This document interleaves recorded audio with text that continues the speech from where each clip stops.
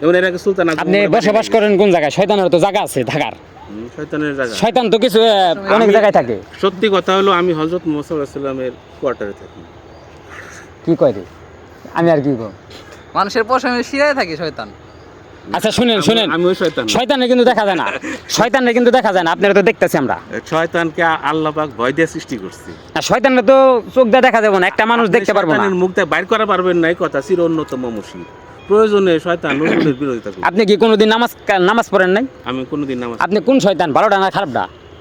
আমি খারাপ শয়তান। খারাপ শয়তান না? এখন শয়তানি তো করেন, এখন শয়তানি কি কি শয়তানি করেন একটু বলবেন দর্শকদের। এটা হলো যে যে কারণে আল্লাহ পাক করুণ হয়, হ্যাঁ কষ্টে, একটু জোরে বলেন।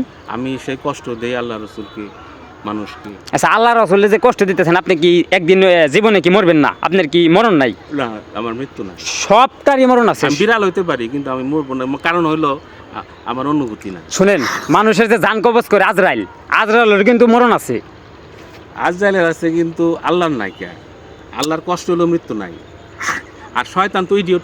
আপনি যে কথাগুলা বলতাছেন, আপনি বিলাই হতে পারেন।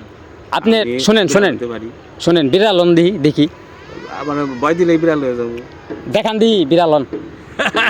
না আপনি যে বললেন কথাটা, এই যে এগুলা যে বলতাছেন, এগুলা তো দর্শক দেখতাছে।